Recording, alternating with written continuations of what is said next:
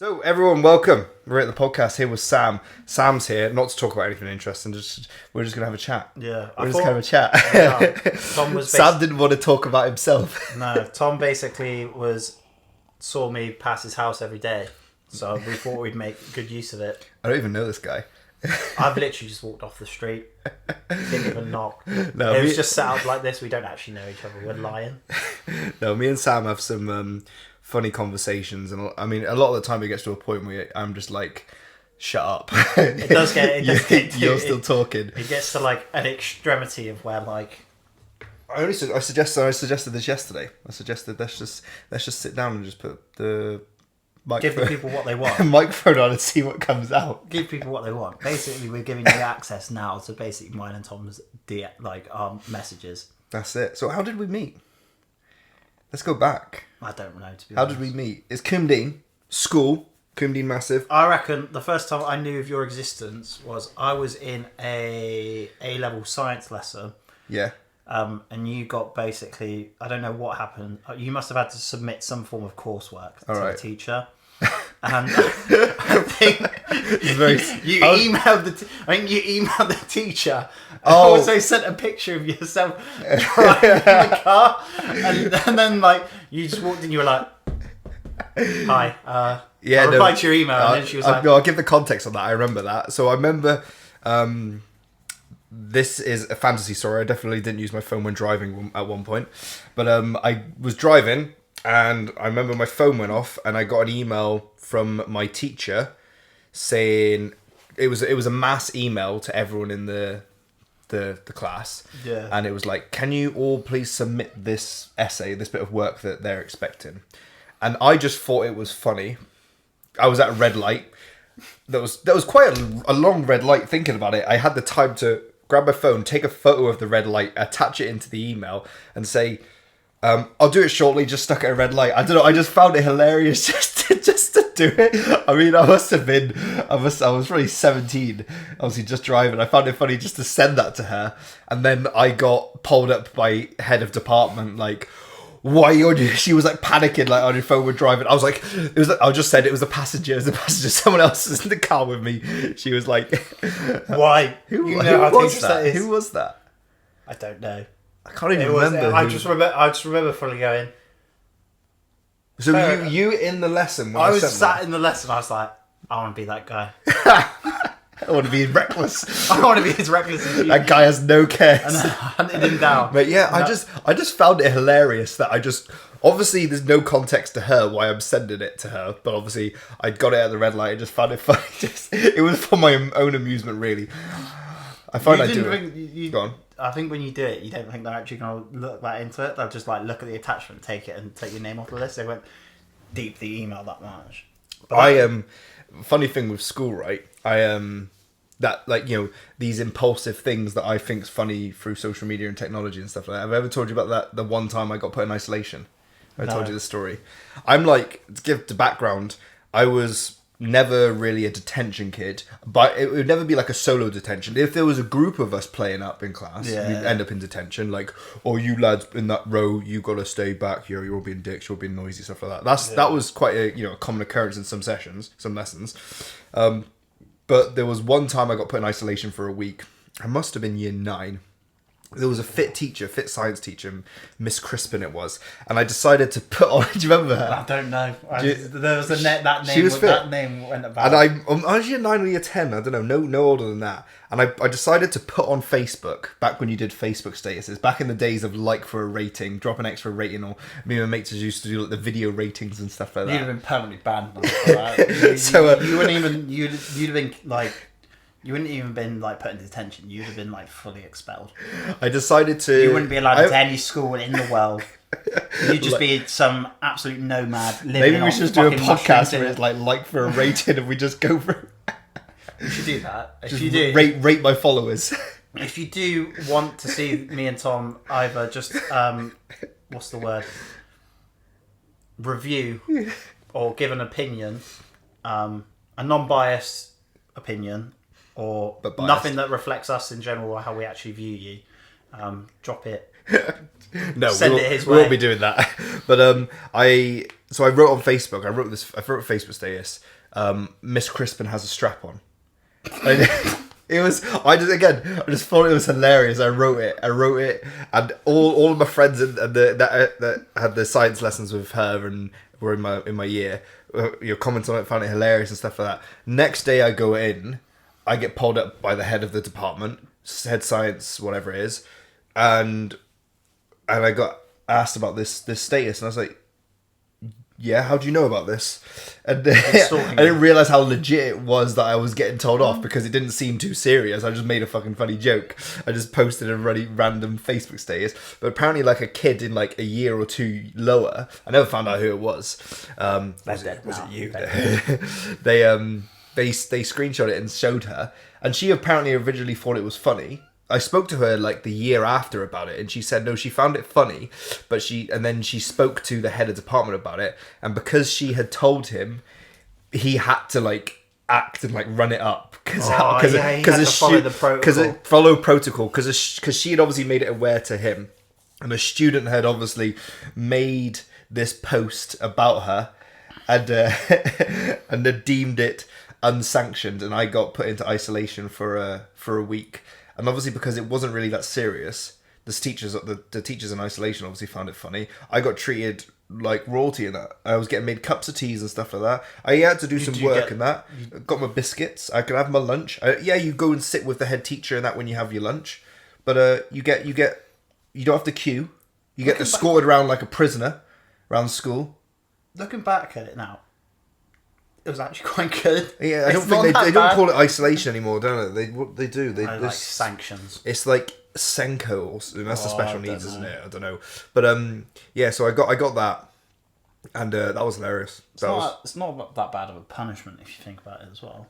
Well, a kid would get sent out of class, and then I could just go play cool math games, and just go chill out. Did you ever get isolated? Nah, I was perfect student. Of course you are. Just perfect. I bet you had 100% attendance. Yep. Man, I lived like, all my schools were in like 3 minutes of each other.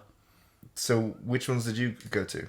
You were Goosewell? Yeah. Goosewell and Coombe. Full on, absolute Plymstock smasher. And then you decided to move away. So we met then. So we met in sixth form. Yeah. Then. No, we've narrowed it down to come back to that question. We met in sixth form. Met mainly in the gym. Don't know what. Yeah, it would have been the gym, because our school. We love the gym. Yeah, because our school built a gym, and that's where it kind of all started for me, and that's where it all started for you. Yeah. Your early training days was exactly the same as mine. Like coming up through it.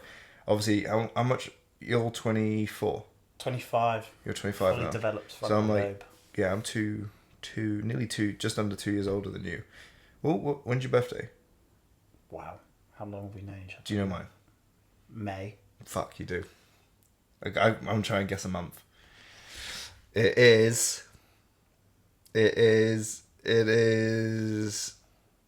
October. There we go. It's actually? Yeah. Yes. How worried you are. I went May. Straight up. Already know. I know where you live. I know your birthday. I know your birthday. May what? Mate, if I have to guess something in October, I have 30 days. How many is October? I'm 31? going to say you're... Can I split it down? No. I'm not allowed Just give me a number. 28th. No, 13th. Yours is... So you were 15 off. Can I get closer? Well, obviously I can get closer. I'll just go guess in the middle. But I'm not going to do that, because you are October 8th.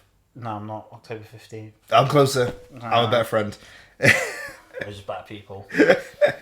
October 15th. So, yeah, because you started training in it. Why did you start training?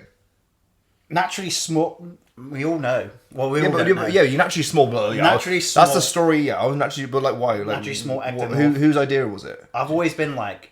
So, I've like... You know, there's, like, kids that, like, are really good at, like, music or naturally talented at other things. Yeah. I'm not that. Well, we know that, yeah. I'm not talented overall. So, for me, picking up, like, a skill, which is, like, reading, writing. Yeah. I'm not an idiot. I just struggled. But, like, even if it was, like, playing an instrument or something like that, like, You remember in like music lessons where you'd have to like play like a certain tune on a keyboard, and you'd spend like 3 weeks doing it, and you'd just be like, it would just be on the keyboard, and you'd press DJ mode. Yeah, that's it. That's the better bit. So, like picking up skills, was like hard, like those sorts of skills. Yeah. But like learning, like always, like if it was like anything like sports related, I put like a tennis racket on. I played flipping tennis. Yeah. Or like. Yeah, but you did like football and that when you were put younger like as well, football didn't on you? my feet. I play football, all that sort of stuff. So like, sport fitness was just really easy to pick up.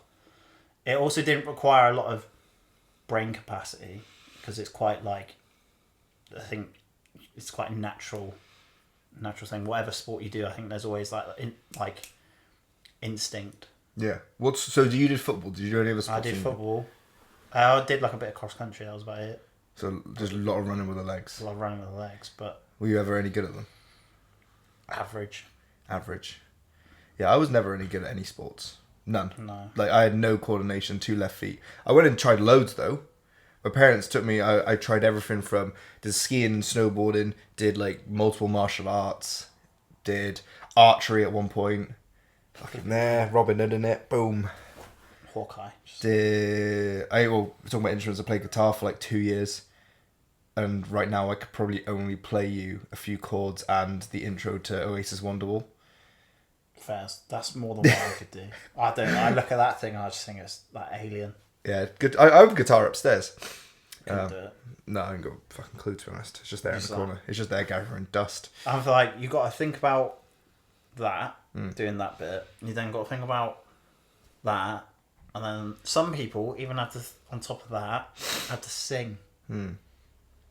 I wonder what it is about, like, people just taking to certain things, like, so easily. Like, you know, the gym and learning that way always just seemed interesting and easy to me. It didn't seem easy, but it was easy to want to do it. But when there's other things, other physical things, it wasn't easy to want to do it, if you get what I mean. Like, some people will be drawn to like a musical instrument, you know, through interest. Some people are like drawn to like a sport. Like, a lot of the attributes are very similar. Like, but why was it? It's interesting to think like why the gym captivated us when other things around it maybe didn't. Like, why didn't you continue with football or running? Why was it the gym that captivated us? Because I tried so many different things, but it would be like, you know, you'd lose interest. But the gym for some reason captivated me. I think it's because also it's like quite individual. Yeah. I think that's probably one of the main things as to why it's quite a selfish, like going to the gym is quite selfish. You have your own specific routine that's designed for yourself. They're exercises that you enjoy doing.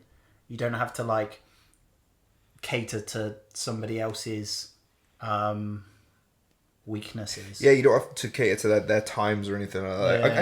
I guess that's, you're right, because like the gym, you can just, I mean, think about the time period in life when I took up the gym. You know, I was 15, 16, and it's just I could just do it when I wanted to do it. Like when you're younger, you kind of just want to do things, or you get into that age, you want to just do things on your own terms. Yeah. But when it got to a point when, you know, as I was growing up, like your parents would drag you to clubs. My parents tried to get me. I was really decent swimmer when I was younger. Parents tried to get me into like do like what's the Plymouth team, like Leander or something. That stuff. The swimming stuff.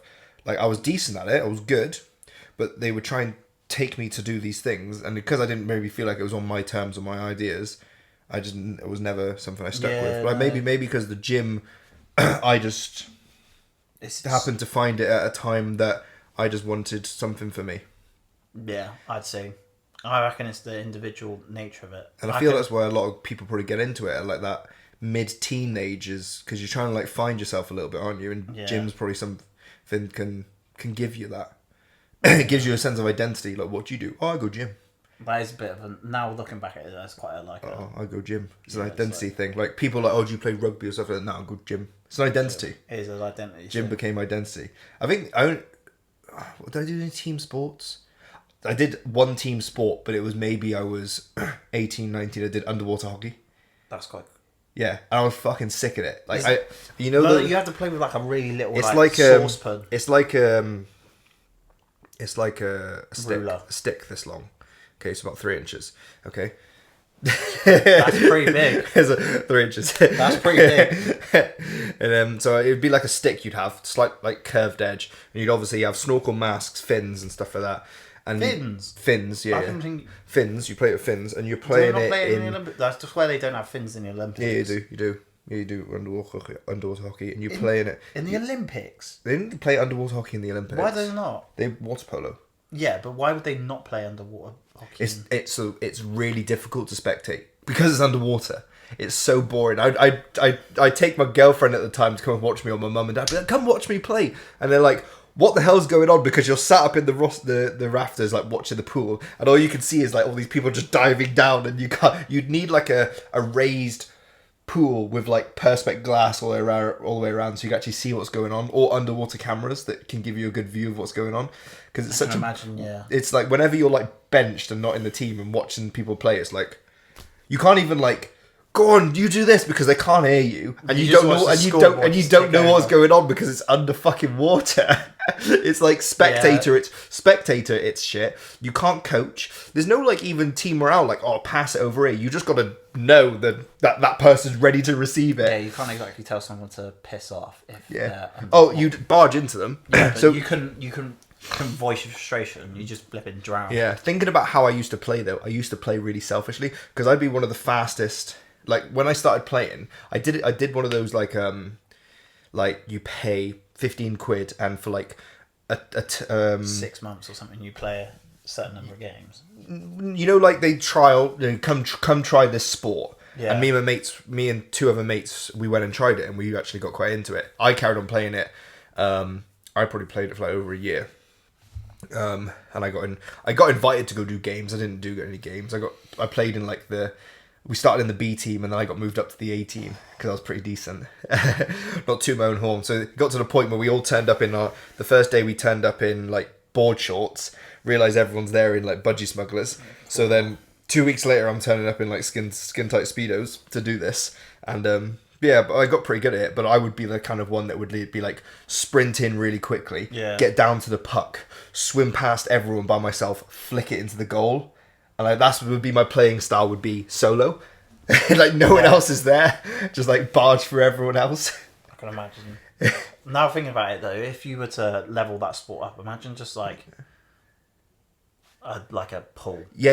It'd be quite the. If you had like a big to watch it, if you had to make it a spectator sport, you would need like a big raised, huge pool or underground seating. Or underground build seating. It under the pool. To see it, you literally need like an aquarium style. Like one side of it is just glass, so you could watch what the fuck's going on. Because literally all you can see is flippers and people moving around, and you don't know what's going on because there's bodies everywhere. You'll have some people playing back defense, and they're like, imagine you spend your whole life dedicated to underwater hockey. I can't imagine there's much money in it. Or like much lifestyle in it. I mean, obviously the barrier to entry was not that low. Was quite low because I came in and within a few weeks was invited to games. Like, yeah, this guy's all right naturally. He can swim. He can swim. No one's turning up for practice. We may as well just use him. To be honest, the difference between the games in the B team and the A team were noticeable. Like they had a lot more like a game plan, fucking structure. Like you're doing this. In the B team, it was like B Tech. It was like, go, just play. See how long you can hold your breath.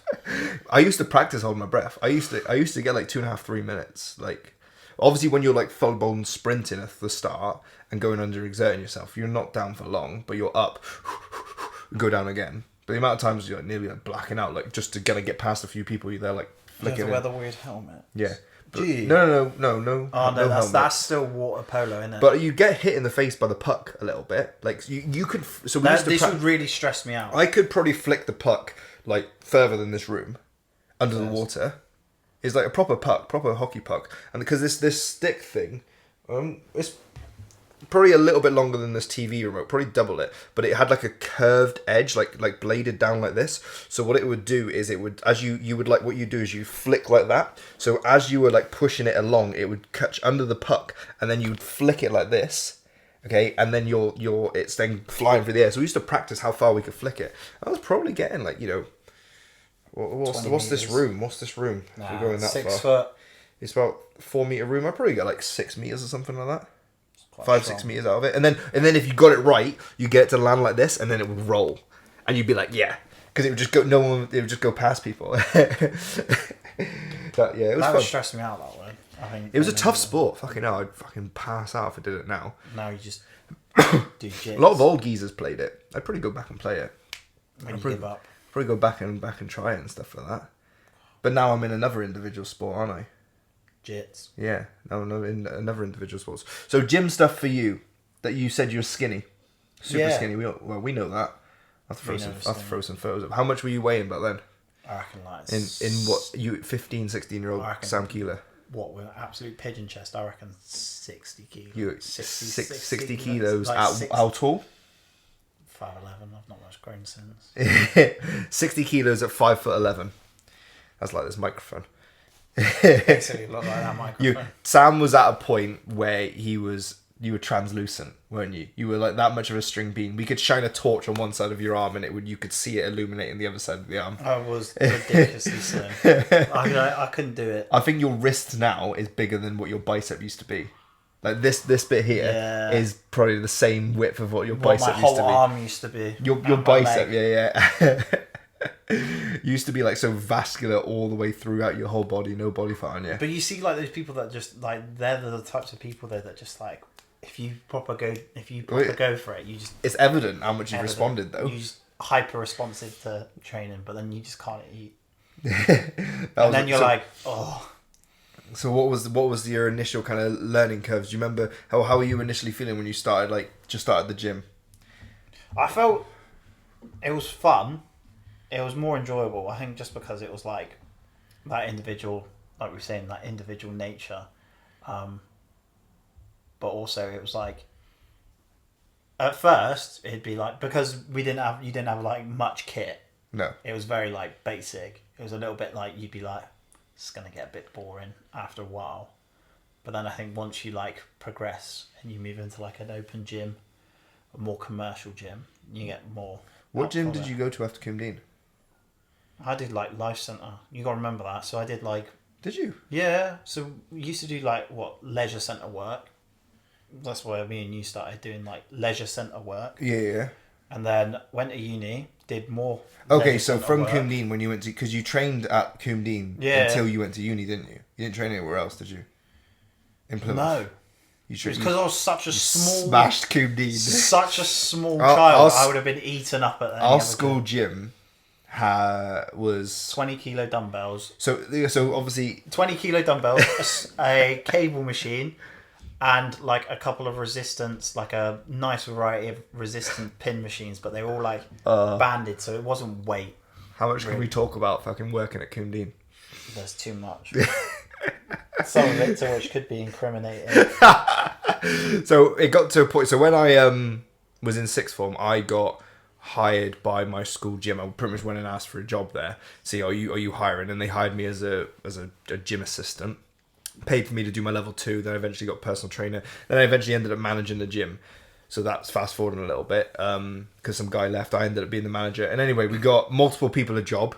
Summer being one of them. It was fantastic.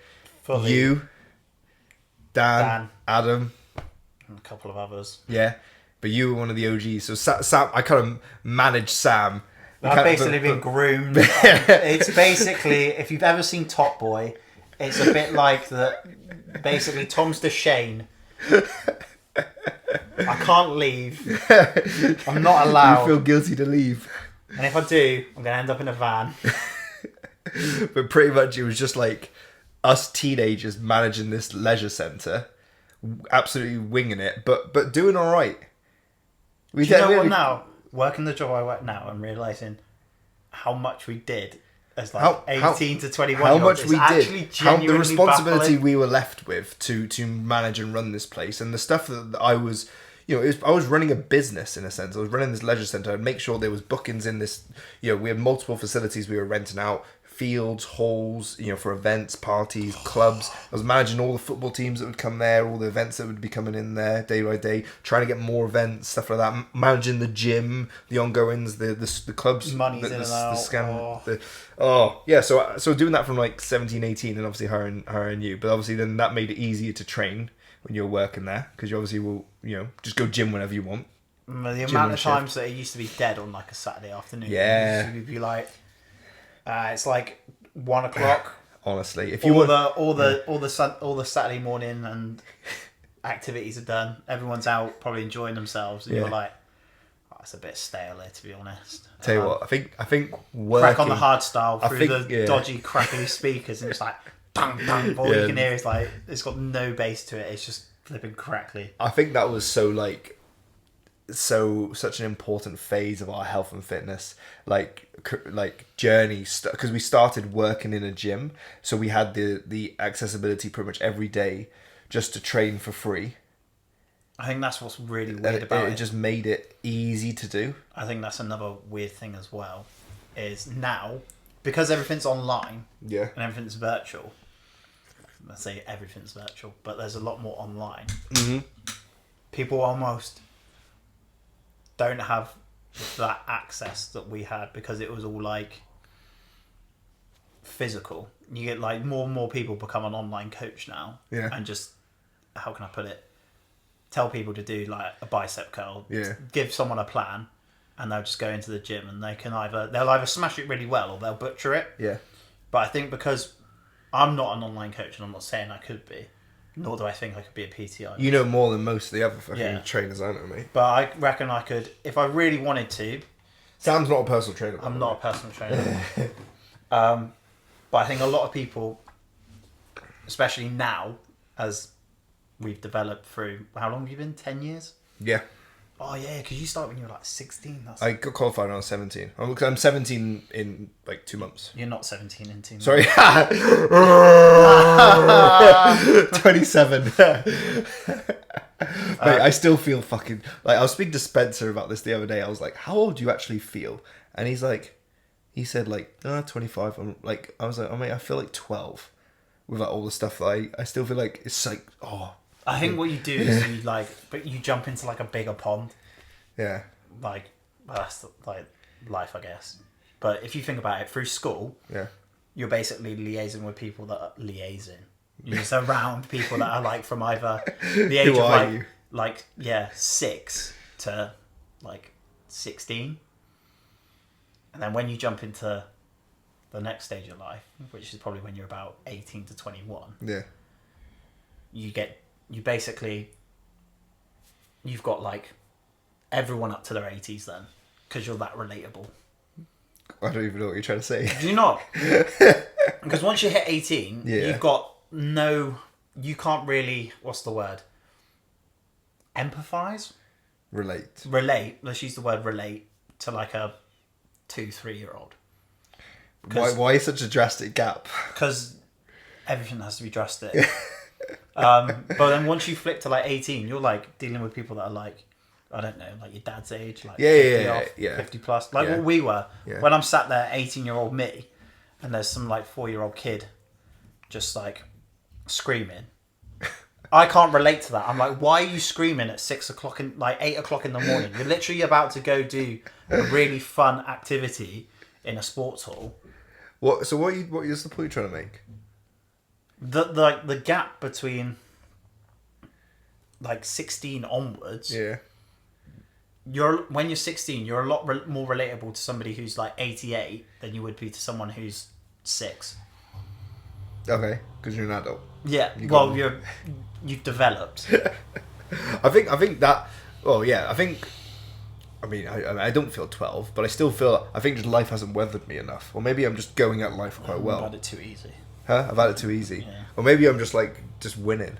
Just showing. But then you see some people that look like I'm just 16. just attacking life quite well. I'm just like doing the stuff that I enjoy. I think it depends on who you're around a lot of the time as well. I think because you're in such like a young environment, like what's the max age of people that you work with? Probably like 77 is my oldest client. Yeah, that's your client, but Yeah. in terms of like gym, Yeah. the people you work with, not work with, but other PTs. I'm one of the oldest, apart from the managers. Apart from the managers, but the managers are probably like what? One's early 30s, one's early 40s. There we go.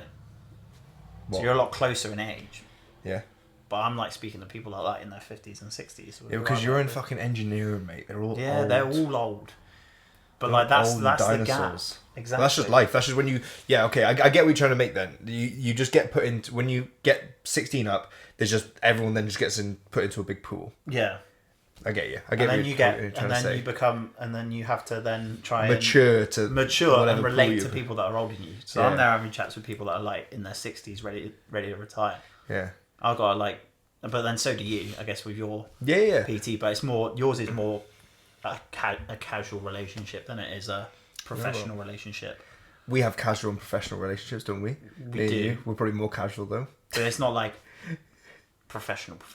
No, not at all. There's always like... I mean, depends what does you class as professional? If you were like... If you what's the difference between an amateur and professional footballer? Say, what's the difference between an amateur and professional footballer? Oh, I don't know. What is the difference? There isn't much. They get paid. Yeah, they get paid. But the way we have a professional relationship. But this is the thing. So the way that you converse with, say, someone when you were a manager of a sports centre, to the way of which you converse with your clients now, you'd be a lot more professional and a lot more. I get what you're trying to say, but like here's my thing on professionalism. In Coomdene, where I was managing a gym for a company, i.e. the school, I'm working for someone else, upstanding that. It's in a professional setting, but I have to hold myself to their standards. You're just a slave. I now work for myself, which is still professional. Yeah. But I just conduct myself in your my way. Yeah. Do you know what I mean? It's your version of professionalism rather than somebody else's. It's professional is you get paid for it. Then we're all professionals, aren't we? That's it. Yeah, you get paid for it. That's like you've got to a point where you're getting paid for it, and wherever I choose to speak politely or swear, or hold myself in that little way, it's very different. But I think I had a client, going back to the whole age thing. I had a client. I think we've got tangents here, left, right, and centre. We have. There's no topic. There's no topic. We'll just flow. But I had the whole age thing, because I had a client yesterday that I was on a phone call with. She just like she pretty much like lost focus of where she was with goals. So, you know, we were realigning her focus with what her values were and just trying to ignite that spark of her goals a little bit. And we were getting somewhere. We got some good momentum. We were like giving her a load of ideas, giving her a load of kind of analogies and you know, thought. What's the kind of term? Just getting her to think. Brainstorming, getting her to think. And then she asked me how old I was. And I said, 26. I think I'm only a year older than her. She's like, oh, no way. Yeah. You were saying, okay, fair enough. I can understand this now. You're only a year older than her. Yeah, so then she was like, oh, he seems so wise for someone who's only a year older than me. She's like, I don't have any of this figured out. I'm like, well, what you have to understand is you're only solving your problems. Over the last decade, I've been helping thousands of people solve problems. So... like face-to-face worked with hundreds of people through online and social media and stuff like that. It's totaled over thousands, 100% the amount of conversations I've had, you know, whether it's on the phone or it's through messages, voice notes or something like that, or just through content. It's like I've got to a point where like I've matured in knowledge through just doing these things. So then obviously she thought I was older because of these things. It was like, no. So what I'm going to go back to is, obviously, we were working in that environment of old Coomdene where we had to kind of, from a young age, manage all this stuff. I feel it kind of probably made us like step up and be like, because you just said, oh shit, I actually had to do quite a lot then, managing like a sports centre at like 17, 18 and like running it all. Because even though I was the manager title, I feel we all like were the cogs in it. Yeah, think about it now. Me, you and Summer mainly. It's actually quite nuts the amount of like authority we had as like 18 or 21 year olds as prepubescent. Not even that. I think it's good experience 17, though to like get into, you know, get into working with people and problem solving from a young age, because you do learn a lot. You do. You know, whether it's physical or mental, you do learn a lot about yourself and about people, because we had to manage people. You also know where to draw the line as well, and talk to people. Yeah, communicate to people. I think that's something that's like lacking. Oh, it is massively lacking. You get like, it's. I mean, how much interaction do you have with like? You see, like I see all like the younger kids come in the gym, right? All these 16-year-olds, and some of them pleasant, some of them normal, stuff like that. But you can see that it's just there's more and more like kids that still just don't know how to interact. Yeah, it's because what it is, and what I think it is because there's like a disparity between like the people of our age, and like the younger lot. But then on the flip side, I think because of the way the world works now, a lot of I don't want to say younger generation, but a lot of the younger generation very much oppose the older generation and the older ways of doing things. To be honest, actually thinking about it, I think when we were, say, 15, 16, there wasn't as much of a contrast between views between people. Yeah. But now you look at some younger people, the contrast is so much greater.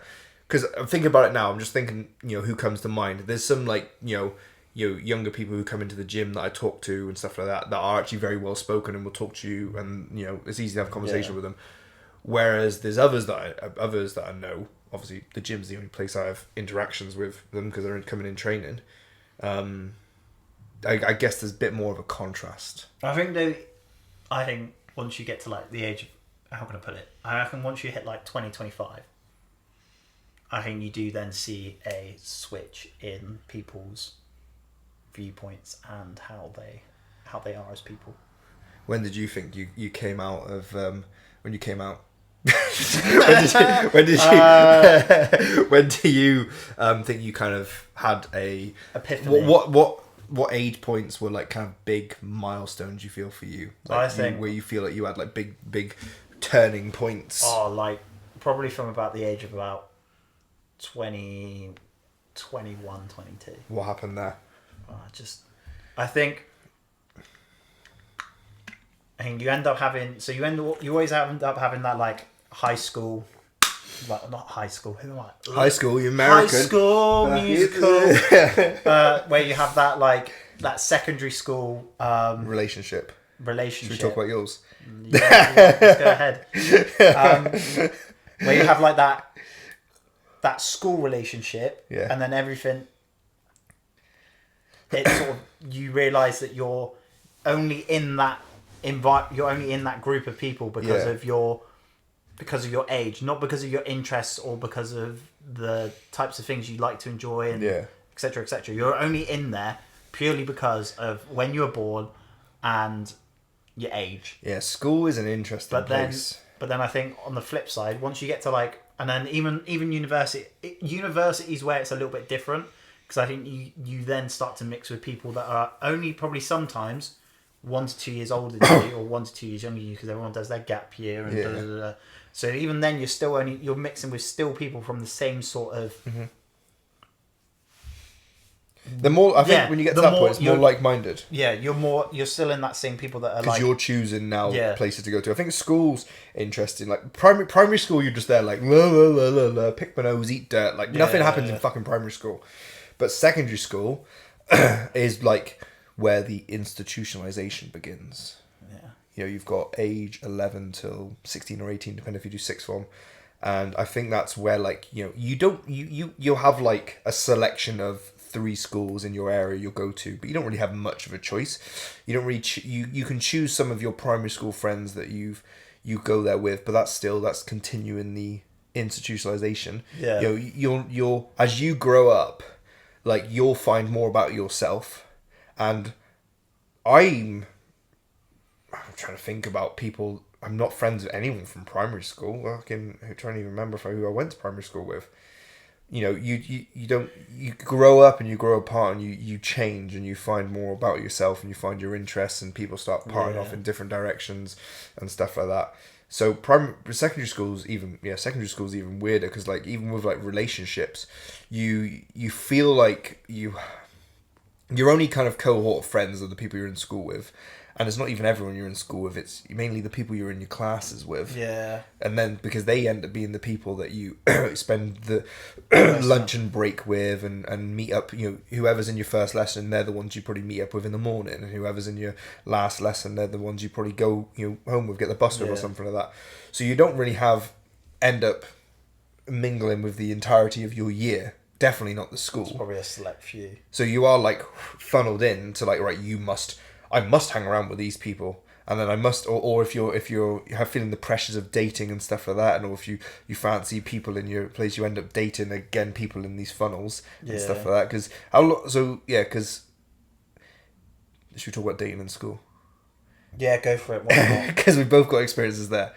Dating in school's funny. Dating in school's weird. It's actually baffling. Dating in school's strange. It doesn't feel. You know what? Looking back at it, it doesn't feel real. It is an interesting one because, like, I look at it now and think, "Wow." What? So gone. I think back at, I'm like, why? Because I'm just not that. I'm genuinely so polar opposite to that child. Yeah. It's so different. Yeah. So am I. Because like, well, again, you're finding yourself. So like that person you end up going out with. It's not even dating, is it? It's like, oh, Sam, are you going out with so and so now? Like, yeah, we're going out. And then like 2 weeks later, are you going out? No, not anymore. Ended it, bitch. Not friends. Go. You see the Facebook status change. Yeah. But like you'll end up because yours is a long-term relationship as well. We both had long-term relationships in school, didn't we? How long was yours? 4 years. 4 years. That's a lot. In secondary school. God, flipping out. Mine was nearly 5. It started from 16. But you do. I think those are the ones where you test the waters. Well, you don't even know anything, do you? Don't. Your earliest first relationships, you don't know anything, and there's pressures on yourself. You have random pressures on yourself, like, oh, I need to be with this person. I need to do all the things that everyone else is doing. I need to lose my virginity. I need to lose my virginity. I need to put the balls in. You need to put the balls in. Fucking hell. How old were you? How old were you? You 16? Yeah. I was 16. I was a good boy. Mate, I hear about fucking people who like, yeah, I did it when I was 12, 13. I was like so engrossed in my PlayStation or computer, I had no clue what a fucking vagina was, or let alone a clit. Like, it was just like, what is this clitoris you speak about? What are you on about? That's a made up word. It's just for weeing out. What do you mean? The only thing that comes out of me is wee. There's another like liquid that comes out. Nah. Making it up. No, you know about that as a guy. You play around with yourself enough, you know about that. But like girls, are just like, yeah. Later, I think I was a bit of a my cohort of friends. We didn't really get much involved with that. We were like, let's play Minecraft and let's like play video games and sit on Skype or online and stuff like that. I think girls literally only became an interest when I hit puberty and lost my body fat, and I was like, people are talking to me a bit more now. People are talking to me. People are complimenting how Tom looks. Yeah. People are giving me more attention. I went from being not really many people knew me in year 7. I was runner up for most attractive boy in school. Wow. I know, mate. What a stud. I know. What a stud. Oh no! But it is such a massive disparity between like that and then the person that you become. Yeah. Because also, if you think about it as well, think about how like it used to be like, say for example now, like Lawrence, how old? Like you're Lawrence 28, you're 26. So that's a 2-year gap. Yes. In school, a 2-year gap was flipping like massive. Pedo. It was massive. It was the biggest gap you've ever had. But now you look at it and you year 11 talking to your year 7. Why are you talking to year 7, you pedo? Yeah, literally. A year 7 would come up to you to engage conversation, and then you would reply, and you'd be like, why are you talking? And then the year 7 calls you a pedo, and you're there like, great. What? Right, no, I'm going to jail. Yeah. But then that's like what I was saying to you earlier. That's like the disparity gap. like 16, like when you're 16 and a year 7 who's like 12. Yeah. That's like, that seems fucking huge. But then once you flip it and you go to the other side and you went 16 to 20. Yeah. It's quite close. It seems a lot closer. Yeah. Still a bit flipping weird, don't get me wrong. Yeah. Wouldn't advocate anyone at the age of 20 dating anyone 16. Definitely not. Definitely not. Definitely not. Too weird. That is Yeah, weird. But yeah, the school relationships, like, I'm always interested by people who stay with someone they've been in school with. You know, maybe because it's like, because you change so much and you find out so much about yourself. I find it very difficult. Maybe just because it didn't. I didn't have this experience. My experience was obviously, you change a lot and you drift apart and you're not the same people anymore. But I find it very interesting that people end up staying together from school because it's just how I know how much I've changed. It's like, you're not still 16. Like, stuff's happened in your life, or have you just sacrificed all that and trying to force this to happen with this person? This person from school. I mean, happy for people who really, really do make that happen. But I'm always just a bit skeptical when someone tells me, "Oh yeah, we've been together since school." I'm like, I just immediately think that's not a happy relationship, or am I just a bit of a Debbie Downer about that? Nah, I don't know. I think I agree. In some ways, I don't. I reckon there are probably some people that are like well happy with. To be honest, there's probably some people who just do really click, and what they do is they grow and develop together. But then I think you have to have. I think. But do you think that then just funnels people into they're like, I really like this person, I really like this person. Do you think they just then go, right, we're just going to go on this linear path, and they don't really explore things outside? Therefore, they, not to say that they develop less, but they just stay on a very linear path, which is like they just, I mean, get a job, you know what I mean? So go to school, get a job. Be together for a bit, buy a house, buy a dog, have kids, and that's it. But some people who are like out of a relationship or didn't necessarily do that, they might go to school, travel, get a job, cancel that job, retrain as like a brain surgeon. And then something that you get that person who's just like here, there, and everywhere, and that's something I admire. But it's also interesting because, like, I reckon a lot of people, when you go through the whole staying with someone through school, and if they're still with them after school, they're like convincing themselves, this is the person I need to be with. This is the one. This is it. I don't know. I reckon that's why you have so many people like later in life who end up having these midlife crises and cheating, stuff like that, because they just haven't had any of those experiences when they're younger. That is a valid point. There's also, I think there's a lot of people that it's honestly, I'm not joking. Like, whenever people tell me if I have conversations with people and they're like, let's say I'm speaking to someone who's like my age, and they're like telling me they've been with their partner since secondary school, and it's just like, I'm just like, how are you still like interested? Am I just a bit like, I think I now listening to myself sound a bit like fucking shouldn't really be with that person. Probably just being a little bit like, I think you do change, you do develop. I think that's evident from someone that went to school with their. I guess I'm just biased to my experiences. From someone who went to school with their, well, was in school relationship and then dropped it just at the start of uni. Yeah. And then I've just seen this massive like. Oh yeah, that was exactly mine. Absolutely, two separate paths, two very different people, two very different thought processes, mindsets, and whatever, etc. Yeah, because girl I was with throughout school, 16 to 20? 21. Was I 21? I reckon 21. 21? Yeah, I think it was near. I think I must have just been 21 then. So different come the end. So different come the end. There's a lot of fucking shit that went on the whole time. Yeah. I mean, I was finding out a lot about myself, and I think you got to do it though. you know, not don't being, regret any of it. You don't regret. you just got to learn from it. You got to learn from your actions and stuff. I think also another weird thing that's always baffled me is like when people have ended it. Mm-hmm. There's this whole like, what's the word?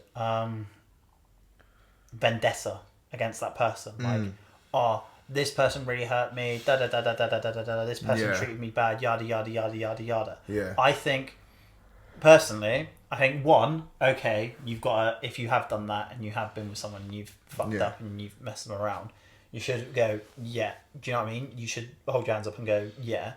At the time, you probably didn't because you just in you're in some absolute tunnel zone where you don't at the time I just had this god complex about myself and just this ego that I was like, I'm not doing anything wrong. But I reckon if you wiped your mind from like 21 to now and you didn't know a single thing, and you didn't know what had happened, I reckon if you met now, you probably get on in some shape or form.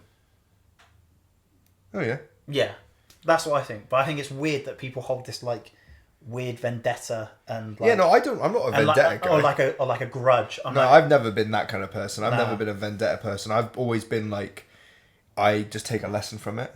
Yeah. You know, like I had another relationship after it that was another like 2 years of just pretty fucking boring, to be honest.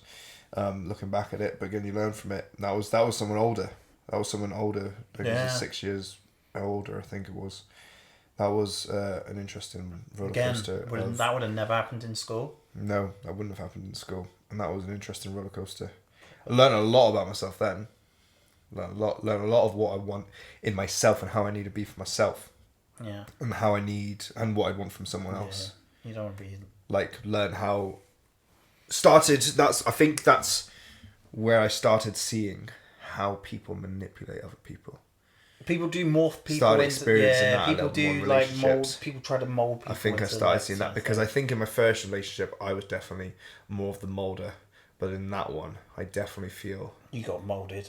Got molded. Yeah. So I started. You gave it flipping meat, mate. Gave it fucking meat. Back on it now. Back on the meat wagon. But those 4 steaks wouldn't have gone down as quickly as they would have. We just smashed some steak before this, to be honest. What would you have given me? So so you have obviously had. So I've obviously been in. I'm not sure how, because I haven't done anything magic. I've just ended up in between. I've had like let's call them acquaintances, but I've had 3 like long-term. Yours are quick though. Long-term relationships. Yeah, they're quick. Long-term relationships, and I'm in a fantastic long-term relationship now that I don't plan on ending. It's going fantastic. Shout out Lauren. Big up. Hopefully this video ages well. If it doesn't, we're gonna look back at this. I've had acquaintances, in and out, but I've obviously gone. I don't know how it's ended up like that. I've never gone through like a dating phase where I'm like dating, people here and there, so what I want to talk about your experience then, because yours is the opposite to mine. You had your long-term relationship in school, but pretty much ever since then have just been an absolute nomad. You've been racking up bodies. Shots. Bodies. You've been a serial dater for the last 7 years. You've had what's the... Don't say it like that. That's disgusting. We said 1 a month for the last 7 years. Whoa. 1 a month for... No.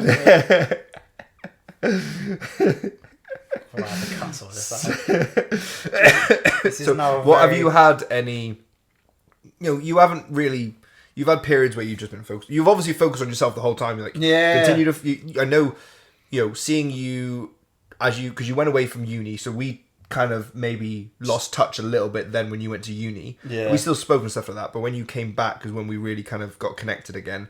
And that was lockdown. You then started the gym and stuff like that when you came back and that. But you'd always like been on this path of looking after yourself. uni was uni. You had the uni experiences and stuff like that. But now back, like you're getting yourself going for yourself. The last few years, say like 3-4 years, dating. What's dating life like? Describe it to me. For someone who hasn't. I've never been a date. I've never done dating. Have you not? Obviously been on dates, but I've never for me, date. You like? For me, I feel like you were on the whole like I'll go on Tinder for about 3 months, rack up some bodies. I would just try and get as matches, mate. Yeah, it's sort of like a video game. I'm buddies. Just autism, just like worry. No, so dating to me is like when I think of dating, I think there is an extended period where you're going and seeing and you're not committing. You maybe go and see one person here every week or so. You might see a different person. You're just testing the waters. You're looking through the resumes, stuff like that. Yeah. Whereas I've never done that. No. I've never I've never got to know them. Fair enough. Yeah. Wow. So dating, tell me about it. What am I missing? What have I missed? So sell it to me. Sell dating. So the only way I can describe it is, don't get me wrong, it's fun. Okay. It actually is. Like, whether or not people are like, I just want to find someone. You don't actually, because the whole point of dating is actually quite fun. Yeah. But like, it obviously comes with its drawbacks. Can we pause this actually? Because I really need the toilet. You go, I'll just cut it when you come back. Yes. Nice. Single man, reveal yourself. That was pressure. He's back. Oh, mate. See, weight lifted. Shuffle this way a little bit. You seem like you're really far away from me. Right? There you go. Bring yourself in. Get comfortable. We were having a little cuddle before this. But so, dating, why is it fun? So it's fun. You just meet loads of like different people. Yeah. I think a lot of people are very like, I think go off the whole point of like, they need to be type. Okay, so everyone has like a type, but I think people are like, I need to know before I meet this someone. Mm-hmm. Are they my type? Do they enjoy this? Yeah. And then I think some part of the fun part of it is just going like flipping blind into it. Yeah. You're like, it's a bit risky though sometimes. It is a bit risky. Because I've heard about some of yours. Yeah, some of them have been flipping. I think the weirdest one was she was vegetarian, but she turned up in a Canada Goose jacket. If you think if something doesn't scream trust, the hypocrisy. Yeah, it was like I was like sat at that. I was like, trust issues straight away. How can I trust someone that wears like goose but won't eat like a cow? Makes no sense. So I think it's fun because you get to meet lots of different people from abroad, and people have loads of different experiences as well. Yeah. So it's like when you like PT's a bit like dating, I reckon. Yeah. But you shouldn't sleep with your clients, just as a word of professionalism. Just as a form of professionalism. Don't sleep with your clients. There we go. But like it is a bit like that.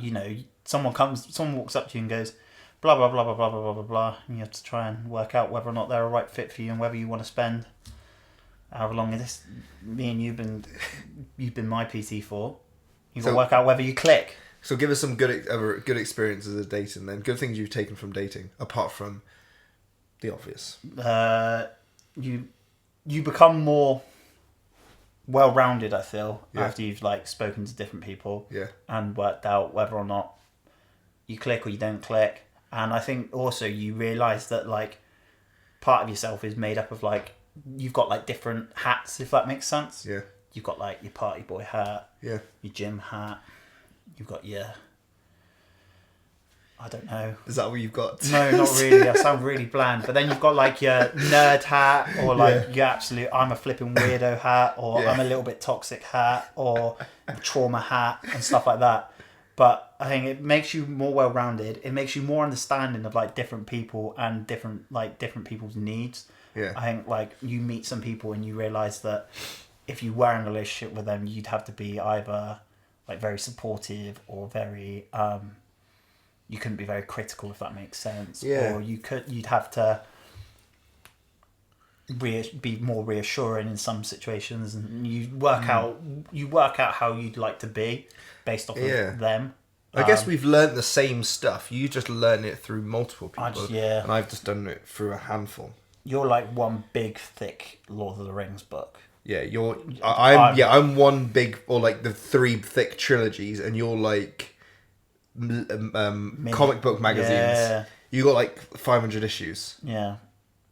It's a lot of storage. And we're talking about the books, not your issues. Yeah. So that's that, and then you just become well-rounded. But I think a lot of people put it off. I think a lot of people put off dating because they're like, for one reason or another, and I mainly think it's because they are like, they're just not open to the whole idea of just like getting amongst it.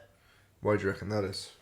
Because one, I think people see it as like, if they date a lot of people, then there's like a stigma of like, there's like a whole reason as to why they've not found a relationship. Like how like, I think because people are so very much like, put like a one size fits all thing on everything, and I think that's just how the world's become in general.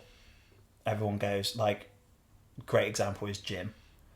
Anyone can smash a legs push pull, regardless of what gym you go to, and you can put on size. It's evident because, and that's how it relates back. I don't know why I'm relating dating to the gym, but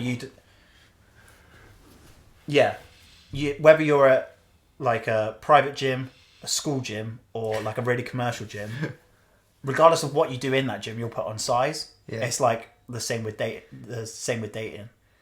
You know, regardless of what person you meet, you'll take some. Whether they are, you learn something from it. What a long-winded analogy! What a long-winded that was. But yeah, so I think you take a lot from it. Yeah.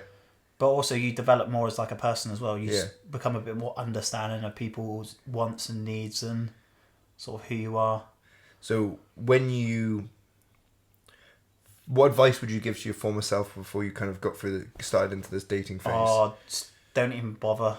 Don't even bother trying to like think that you're gonna like find an absolute like. You're not gonna like. Don't go into it with like, this person is gonna be my absolute everything. Yeah. Oh, that's a bit cringe, that. But don't go into it with like the mindset of, okay, this person I meet, the first date's gonna go amazing, second date's gonna go amazing, third date's gonna go amazing. Yeah. And then you're gonna be in love forever and ever, and you're gonna have kids and then grow old and do that all really boring path. You normally find out within like the first, I'd say if you're dating someone, give it like 4 to 6 weeks, and you can sort of roughly tell how life's gonna go. Do you reckon because you're in this dating phase and you're used to kind of, you know, pick it up and dropping it off, pick it up, dropping it off, you struggle with like that getting attached bit? Do you reckon it desensitizes you to it? Do you reckon you just like... A little bit, maybe, because you're always like... you know, you in your head, you're like, this will last about 6 weeks. Yeah. And then I guess that can feel like it just eventually becomes the norm. And then it just becomes the norm, and you go through a cycle, which is bad. But I think if you're self-aware, you try to... I wouldn't say force it, but you try to look past it and see if there are things that you can do to resolve that, or come around the constant hurdles that you're facing. Yeah. Rather than just getting hit with the straight up like, just cut it off. Because I think that's what like people. That's why like people that we were saying, like when they're back at like when they're 16 and they're still together at like 26, 27. The reason why they're probably still together is because probably they have had to be sometimes a little bit selfless and put their partner in front of themselves. And I think if you're in the constant loop of dating, and especially with dating apps as well, you just go, fuck this. This is getting a bit too aggy. I'm a bit bored of this now. I'll just go on to the next flavour. Yeah. And then you just pick up the next person, and then it enters the same cycle, and then you don't really get past like, well, for me, the 6 week mark. I guess dating, a lot of people go into dating if they've maybe had a bad experience of a relationship prior or a date prior. It's like, I need to put myself first with this now. So if it doesn't tick my boxes, then it's got to go. Which, you know, good. Put yourself first, like stuff like that. I think, you know, your priorities and stuff like that. But then I think maybe having such a high pressure on that puts people in a position where it's very difficult to like start merging your life with someone else. Yeah. Because that's the hardest bit that I think. Because like me and Lauren have very separate lives. We both put ourselves first, but there are aspects that we do have to consider other people. Each other. Not many, because we both value our own time. But like we do consider each other in certain decisions, and for some people that's like really unsettling. Yeah, they have to, like, they see it as like a fraction point. Whilst and really it it's might not be a like conscious thought, but because they've just become so used to like putting themselves first, and they're in every single way. Yeah. As soon as it gets to a point where it's like I need to just switch something up, it's like no, back out. Done. Yeah. Red flag. Got the ick. Like trauma. Can't do that. Drop the trauma card. Can't do that anymore. Like toxic. I mean, again, I haven't had that experience. Again, mine have been long term, so I've learnt a lot from a few people in terms of the relationships, and but I can see that happening for sure. No. I can see that happening for sure. I definitely learnt how much I needed to put myself first, but I've learnt how much I want to merge my life with someone. People need to realise that there's a difference between putting yourself first and being a dick. Just being a self-centered, yeah, there's putting yourself first and then there's being self-centered, which are two different things. Yeah. So putting yourself first, I believe, is I will do everything within my power to be the best version that I can be. Whether that's the food you consume, the diet you have, the sleep, the routine, and the job that you do. You're basically, what you're doing there is you're going, right, I've got stable income. I look after myself. I'm not like constantly like riddled with an illness. Or for some people just have like, do you know what I mean? A lifelong illness, and that's part and parcel of who they are. I'm not blaming them. I'm not like, oh, if you've got like... We don't need to talk about illness. Yeah, we don't need to talk about illness. But if something like that, you're going to disregard them. So you've got like, you know, first of all, you look after your financial position. Yeah. You then look after yourself, like your well-being, and then everything else is like sort of secondary, and then that's where you can have the most fun. I think once you've got your financials and your wellness intact, you can pretty much do everything else. But that comes with like a lot of not just physical but mental as well. So if you're somebody who's like, I've got to put myself first, but you're still talking about like your past relationship, you're not putting yourself first. You're just trying to offload your frustration with a previous experience onto somebody else for them to rectify. You've not physically like looked at it, broken it down, analysed the situation and gone, okay, what could I have done better? What do I need to learn from it? Mm-hmm. And then develop yourself. Some people look, I think, for their next relationship to resolve what was bad in the first one. God, like it's the people who have, you know, let's say we'll call it that they got holes in their lives that they need to kind of fill in and sort out themselves, but then what they do is they try and bring someone else into it to help fill those holes, and then they try and build a relationship, but it's just on like those shitty foundations because they they haven't sorted themselves out, and then that's why things fucking crumble. Or they invite the wrong people in. Yeah, you know, it's that's definitely a thing. Like you get you heard of the monkey branch in terminology? Have I spoke to you about that? No. In relationships, you get people who monkey branch through relationships. Is this where they go like they hold with one? So monkey branching, for those watching on video, I'll give you a demonstration. So one relationship, I'm holding onto a branch, okay, and how monkeys swing, okay. There's never a point where really they're letting go of both. So it's like branch. Oh no, don't need this branch anymore. Grab this branch. Yeah. So they monkey branch through relationships, and you know, it's people end up getting fucking hurt because they're trying. Oh yeah. Because they're trying to fill a gap that there's something that they need to kind of fix themselves in a bit more of a sensible manner. Yeah. So how do you reckon you're approaching dating now differently? I'll just take it. I literally, there's like, I think people overthink it way too much. I think you just got to literally like just turn your brain off.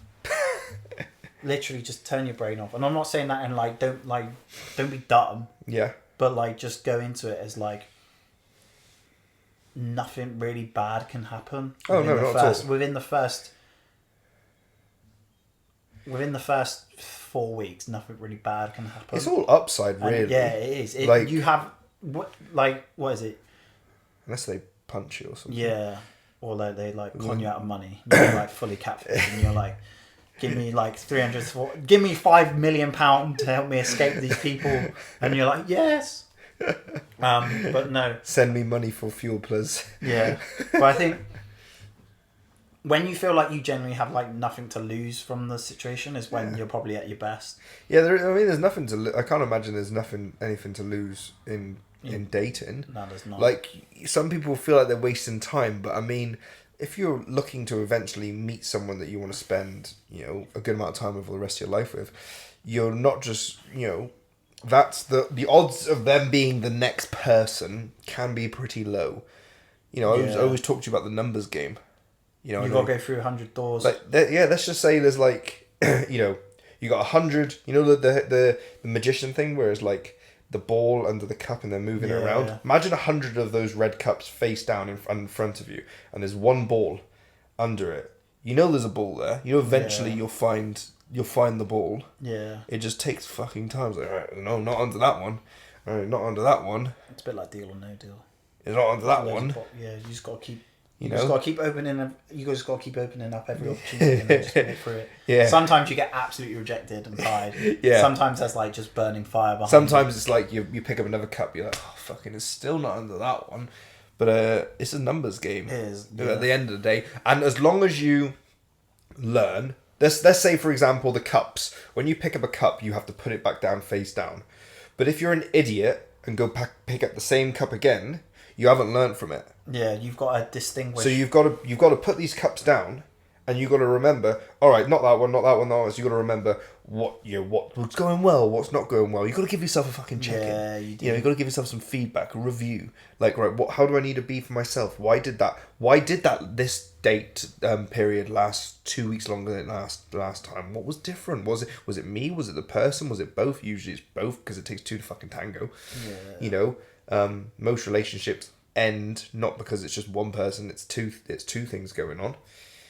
So it's like you've got to learn from these things as you do it. So as you're going through dating and my experiences with being with people, I learned how I want to be, how I want to respect myself, and how I need to respect other people. I also think people go in like just having like a very wide plethora of dates. Yeah. You get some people that go in there and instantly look for like pure like that fantasy like love.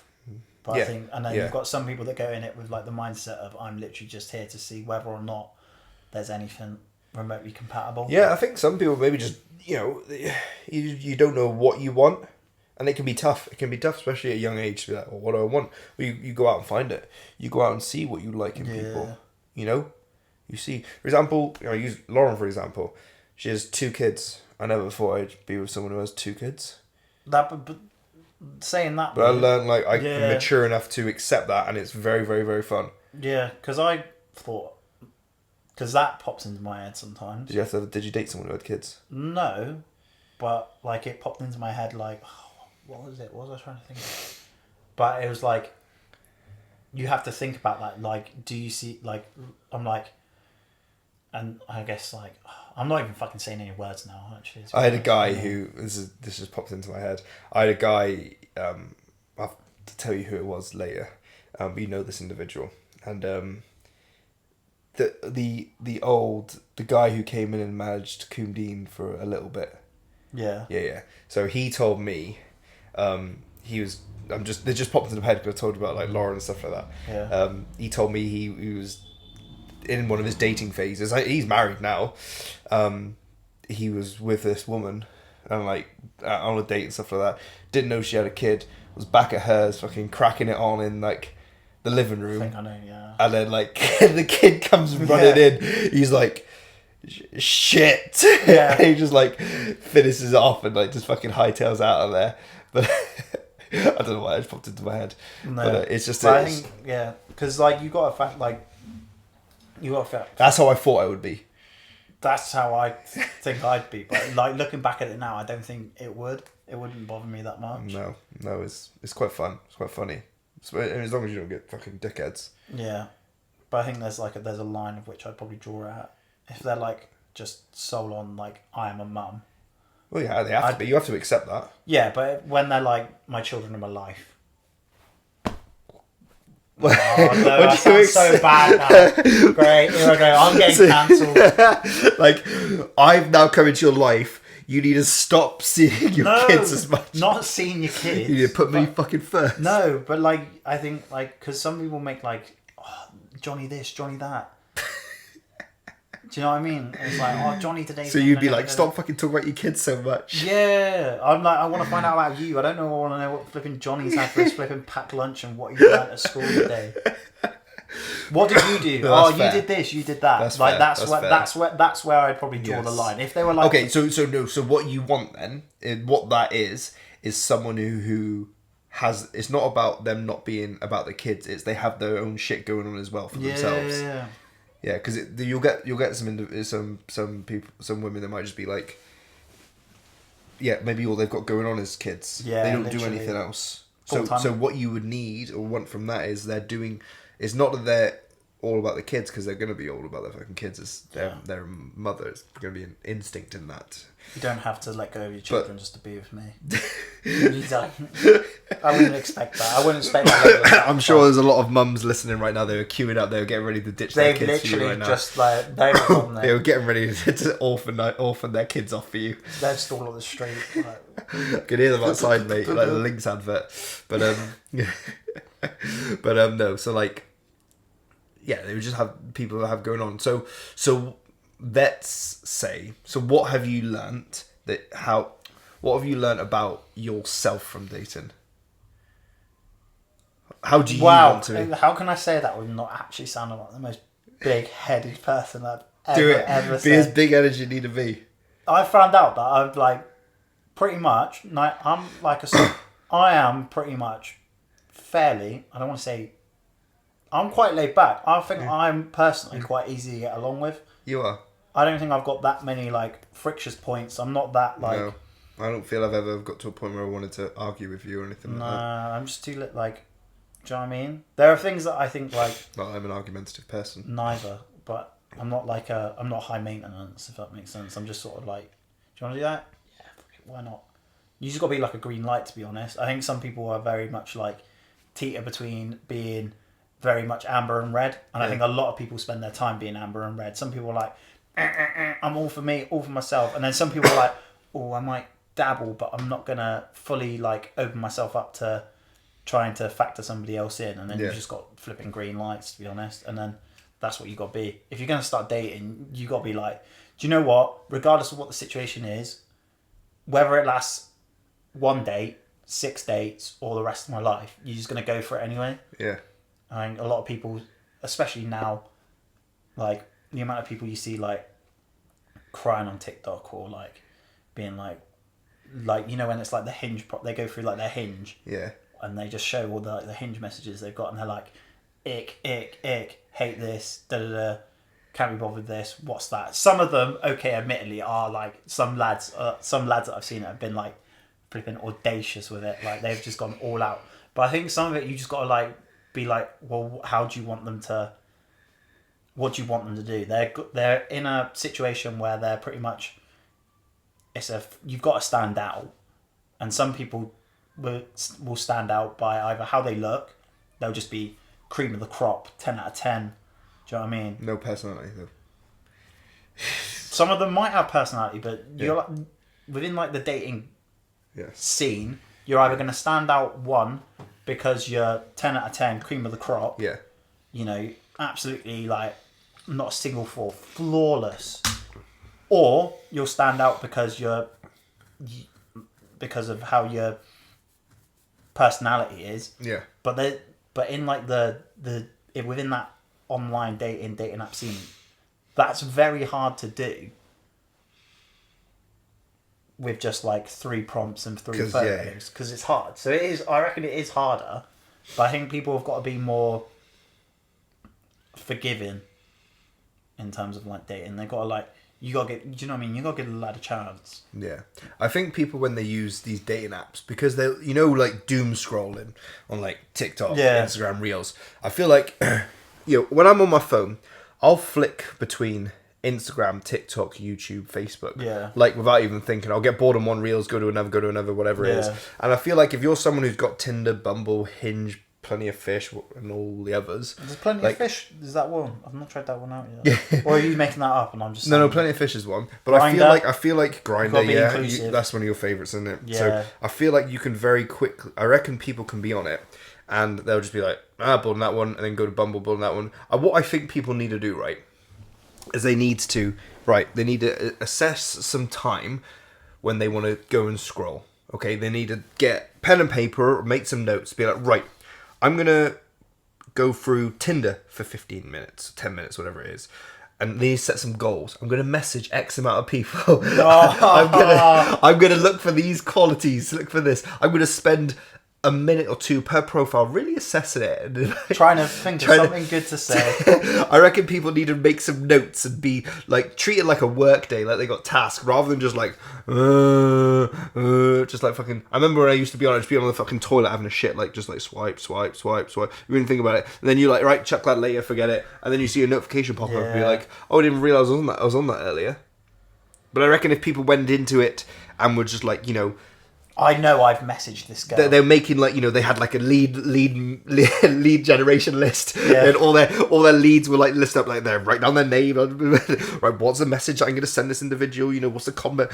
I reckon if people went into it a bit more of a purpose, they'd probably get more from it. I reckon you should try it. I reckon you should schedule it like work, reps and sets, mate. Reps and sets. Like what Spencer's doing. Learn from it. At the moment. Reps and sets.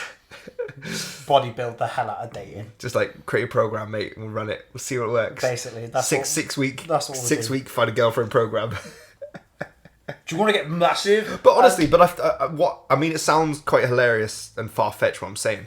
But what I'm really trying to say is people just, if in this world of dating where everything on the phone is just being a bit more conscious and aware of it. Like you do have to realise it's a dating app as well. So people that are on there are making themselves not going to deep it out, because some people be like, I'm not emotionally available, I'm emotionally unavailable. But if you are on a dating app, you are like sort of already putting yourself out there to emotionally be opened up, if that makes sense.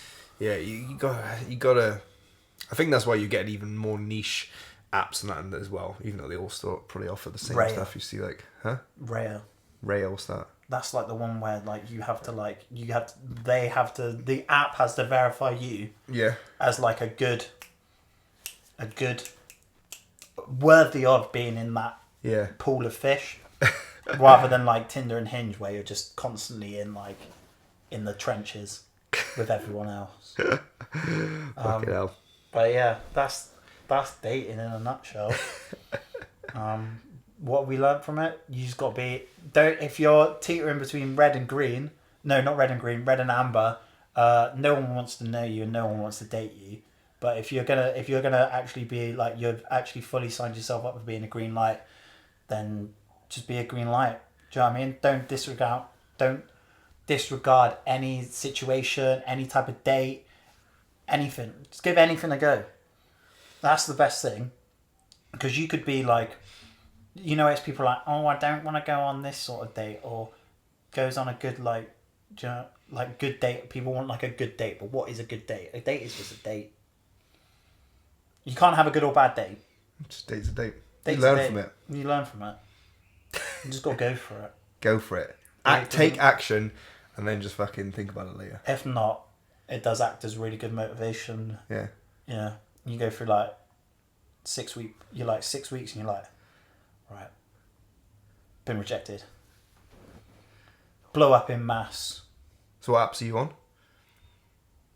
People got to find me, mate. I'm not disclosing. I was just going to say, like, you can find... I'm not plugging not plugging anything. You see me around and you see my face and you operate on where... At the recorded and filming and uploaded this video, Sam Kidder is single. Yeah. Ladies and gents. But also, if you... Basically, I operate in one of and three... And this podcast and this audio. Yeah. I operate in 3 locations. One of those is in this house. You're always here. I'm always here. And the others teeter in between somewhere in PR9 and Plymouth area in general. Love it. You can't be anywhere else.